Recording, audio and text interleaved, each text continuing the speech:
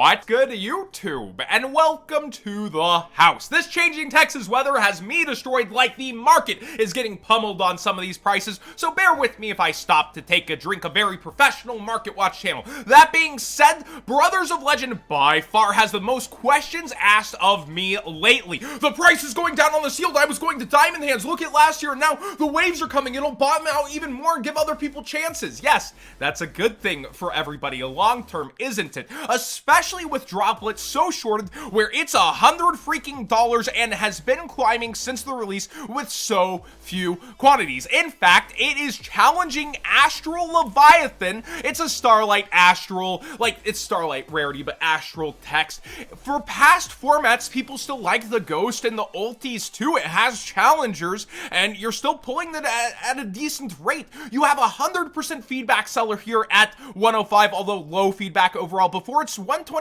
130. I did think this would be resting at 150 early, and it's even lower than that. I was saying versus projections, I think this will keep going down, but this low? That's pretty crazy. Then Red Eyes Dark Dragoon, everyone was comparing it to 10,000 Dragon early, and I just don't get it. Yes, it's a Dark Magician era throwback card that people have future things to look forward to, but 10,000 is a one-time printing, and let me remind you of this guy's history real quick. It was bought out right from the get by the Japanese because it was way more over in Japan. A lot of them left the US. Then YouTubers, including Moist Critical, really spiked the sealed all by himself. He really did, by getting it in to open up and show off the craziest, biggest pull of Yu-Gi-Oh! It spiked there again during the grading craze, and it's done nothing but fall down to where if you bought it initially at 1,200, you're losing money if you sell it on platform. Check this out. If you were to sell it for 1,300 right now, but you bought it for 1,200, you're taking around the 13% platform fee on eBay or TCG Player.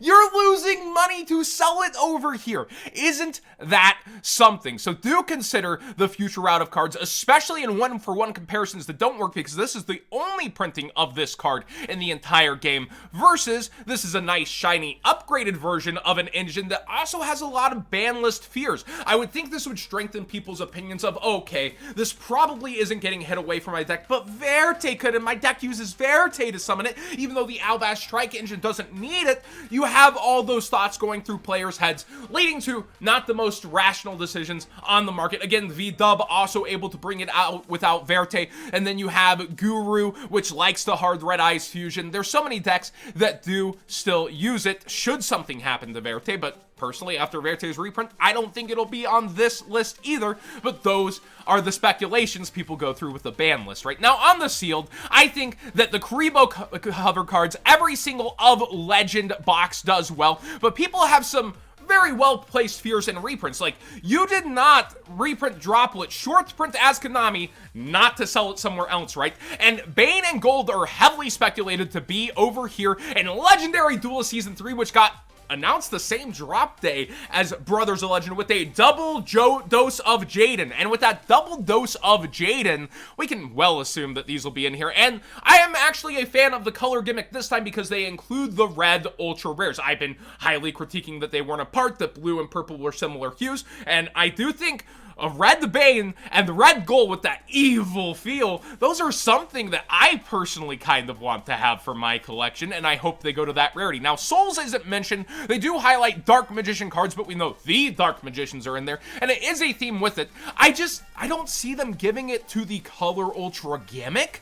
I really don't. I don't see them doing a double down secret either, but that's not the wildest thing. Like, look at Boral's Sword. Where they'll put Souls, I don't know. That is a good question, but I would think all four of the top cards are up for reprints. And what does that leave? Versus waves in demand to open? Not a ton, but the Krilo cards are collectibles, and every single of Legend booster box, and we can look up just Battles of Legend, not even the Dragons of Legend, which also do well for themselves. Every Battle of Legend booster box has over doubled to almost tripled. Even the worst one by far, Relentless Revenge, and this is a recent spike for Light's Revenge, where almost all the pulls are guaranteed. What a different era for the battle series. And then Hero's Revenge did amazing for the singles, and because the single boxes don't get messed with in terms of pull rates versus a Starlight and sneaking suspicions, it's aged even better than Armageddon. People really want Ferris, and that's another thing. Vendors were like telling me, oh, I think it's too late. Well, all the cards are already reprinted. Well, first off, Souls would be an in-demand secondary reprint, and third off, the Vision Heroes and other inclusions, Kluger, there's so many things that can end up in here where Konami hits a home run. I don't think this is worthless at this point, and I do think it'll be the best performing side set, where Legendary Duel Season 2 was the first smash hit with it. Hidden Arsenal, probably not so much. Code WhatsKid5 for 5% off and to support the channel directly. Works over at Gamer's Choice, and if you're getting an entire case, the savings are even more. And remember, the MSRP has gone from 15 to 16 per mini box on these. Now, going through the rest of the set, again, I do think that when it comes to the Karibo cards, they're not bad singles to get sooner than later as prices bottom out. A lot of people build Karibo collections, especially that super powered up card. If you don't see reprints for years in here, look at other Karibo examples on the market. They tend to go up, and there's not the most quantities for Ultras in the set. I'm hearing a lot of these, the pull rate's not the best. I've only looked at the secrets and not too in-depth at the Ultras, but look at this, only 55 5-star Twilight. Vendors are penny stonking. Maybe you should too.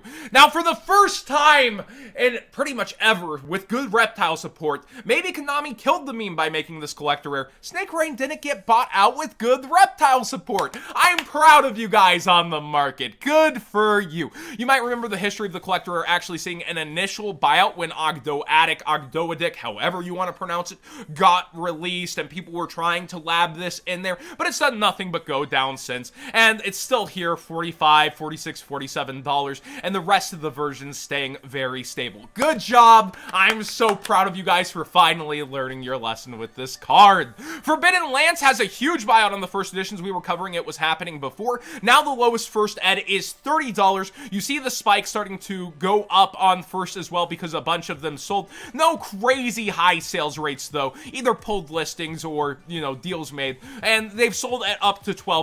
Again, I think this is really cool against like Dark Ruler no more though. You select a face-up monster on the field until the end phase, it loses 800 attack, it's unaffected by the effects of other spell/trap cards. So armor against, say, you know, Dogmatica Punishment. You have the Golden Land stuff, although that's becoming a monster. I actually would have to ask Coder on that ruling.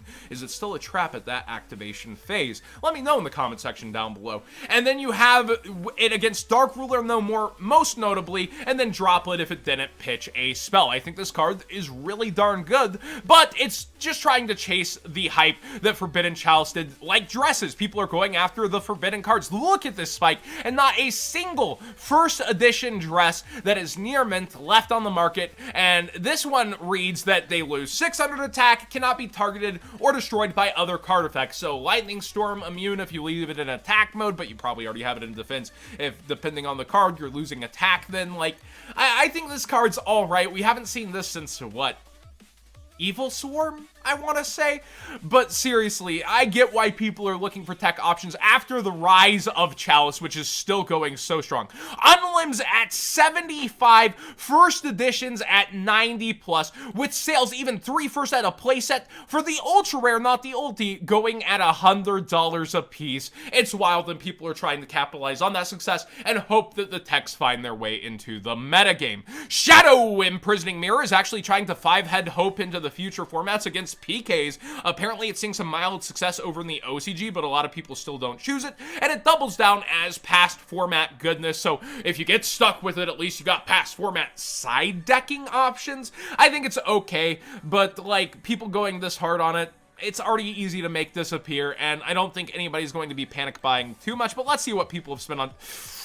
Ooh, 25s? 20s? Yikes! Never mind, some people will be parted with their money. Then Light Imprisoning Mirror also has low quantities on some of its higher end for past format play again, and you do have the common abundantly available. Luber continues to go up as the star of the good old Albaz Strike engine, searching branded spells. I think this card does have a lot of future potential, and it's always been highlighted as that star of waiting to get make good from Dawn of Majesty, right? The top end that just waits and waits and waits, but it becomes 60 very, very quickly. So you might want to consider getting yours sooner than later using that TCG player link in the description down below, costing you nothing extra to support the channel directly for the cards you'd already be buying, because whenever we have the Road to Nats market, which we do have IRL events back, and we know we're getting a WCQ, the market really starts to heat up. Now, last year's, it was in January. Usually it's in February where it just spikes real hard through April. These prices could be going up. We'll have to wait and see how it performs, though. El Shadow Windows Alternate Art Ultra Rare is up in price. This is a weird spike to see on the graph. $2 is still nothing to, like, write home about out of a structure deck, but it is notable that it is going up and people are choosing this option, along with the secret rare version being the highest rarity around 4. Nothing too crazy, and Banlist Spheres are going around this and Schism. Finally, Witchcrafter's got new support. I bet you thought I was going to miss this somehow. We have Madame Bear going up to new heights. So remember, she was bought out before towards 20, now she's bought out even further, with people panicking and going for the top version of her. And then we also have Witchcrafter Creation up in price, and then the Penny Stunk versions still really chilling, so you have plenty of time to get yours if you're freaking out about the deck. And remember, Witchcrafter Creation actually got a double down reprint, which is why people are going for that secret rare. There is also very easy to get out of Dual Overload, so you have plenty of time to get the smaller pieces if you are interested in the deck suddenly, and the nicer versions going very, very fast. Thanks for watching today's Market Watch. Please subscribe if you haven't already. Give this video a thumbs up if you enjoyed the conversation. Let me know what you think of what's going around. A lot of focus over on Brothers, and I hope I got enough information versus what maybe your considerations were versus how you're approaching things. Again, people really like, oh, can I sell this in 6 months? Probably not anymore with Waves, but a year or so. I'm not a financial advisor channel, but do consider your opportunity cost versus how long you plan to be in something versus the risk of how long you plan to be in there for it.